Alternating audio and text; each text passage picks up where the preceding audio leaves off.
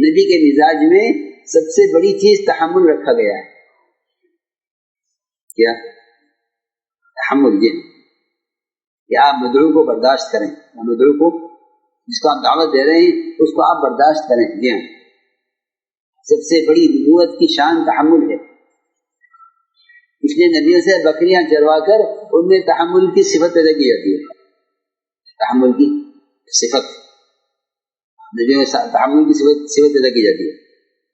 کیوں؟ کہ سب سے زیادہ ناگواریاں اس راستے میں پیش آئیں گی.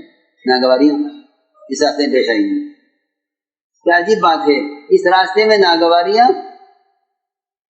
دونوں زمانوں میں ہیں، ابتدا میں بھی اور انتہا میں بھی، فتوحات کے زمانے میں بھی، استقبال کے زمانے میں بھی.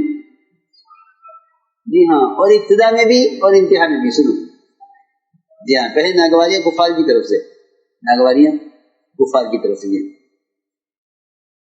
وہ انتہا کو پہنچ گئی کہ آپ نے ہجرت کر لی. پھر ناگواریاں منافقین کی طرف سے، ناگواری منافقین کی طرف سے یہ کہ یہ کام تو ہے ہی سراسر تحمل. اس کام میں اپنا استقبال تو آدمی سوچ ہی نہیں سکتا کہ میرا استقبال ہو. جی ہاں، اپنا استقبال تو اس میں آدمی سوچ ہی نہیں سکتا کہ یہ کام تو شروع سے آخر تک ناگواریوں کا ہے.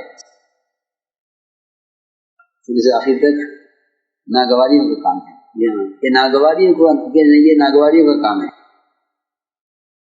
سمجھتے تھے کہ اس راستے میں چلنے والے کے لیے صبر ایسا ہے جیسے گاڑی کا انجن ہوتا ہے پیٹرول. کہ اگر صبر ہے تو چلے گی، اگر صبر ہے تو چلے گی، اور اگر صبر نہیں ہے تو نہیں چلے گا. جی ہاں، اگر صبر ہے تو اس راستے میں چلے گا، اور صبر نہیں ہے تو نہیں چلے گا.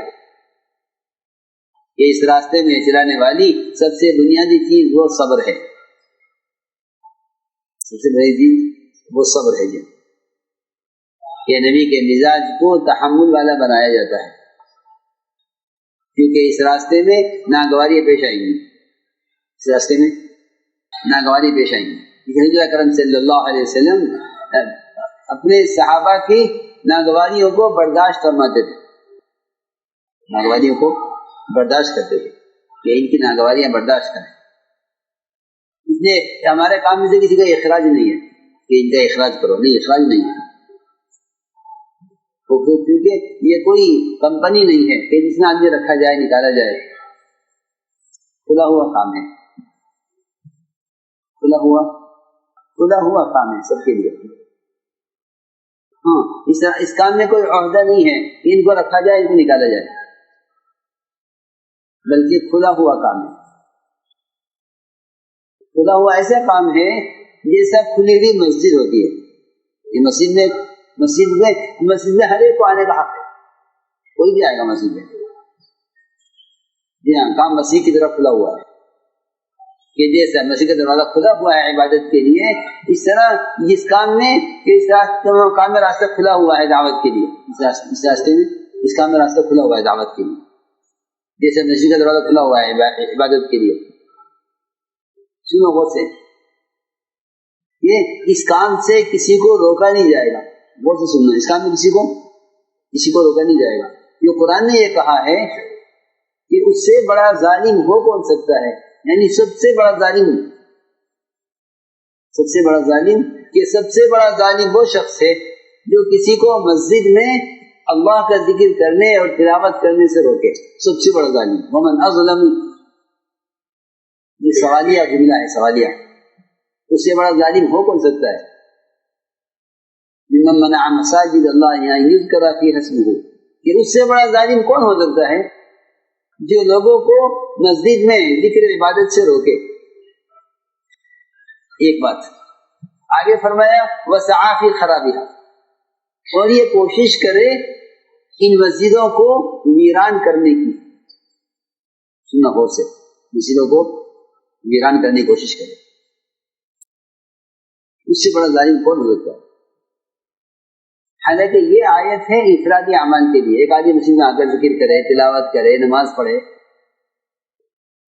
یہ افرادی عبادات کے لیے آیت. وسعی فی خرابها، اور کوشش کرے ان مسجدوں کو ویران کرنے کی، کہ آباد نہ ہوں. اس سے بڑا ظالم کون ہوگا؟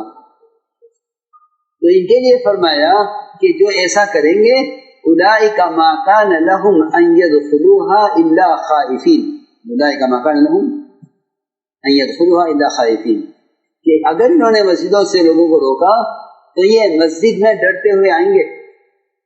جی ہاں، لهم فی الدنیا خزی، کہ دنیا میں رسوائی ہوگی، آخرت میں عذاب ہوگا. کس کے لیے؟ یہ انفرادی عمل کے لیے. تو اگر کوئی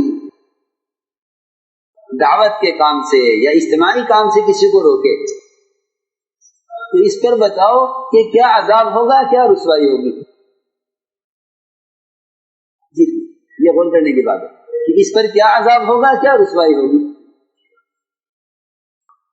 یہ غور کرنے کی بات ہے کہ اس پر کیا عذاب ہوگا، کیا رسوائی ہوگی. جب انفرادی عمل سے روکنے پر یہ بات ہے اولئک ما کان لهم ان يدخلوها الا خائفین لهم فی الدنیا خزی ولهم فی الآخرۃ عذاب علیم. یہ انفرادی عمل کے لیے ہے. تو اجتماعی اعمال کا جو اجتماعی اعمال متعدی ہوتے ہیں، انفرادی اعمال متعدی نہیں ہوتے، اجتماعی اعمال متعدی ہوتے ہیں. متعدی کا مطلب یہ ہے کہ اجتماعی اعمال سے دین دوسروں میں آتا ہے، متعدی سے کہتے ہیں اجتماعی اعمال سے دین دوسروں میں آئے گا. جی ہاں، یہ بڑی خیر کا کام ہے. تو میں نے عرض کیا کہ یہ بہت بنیادی بات ہے.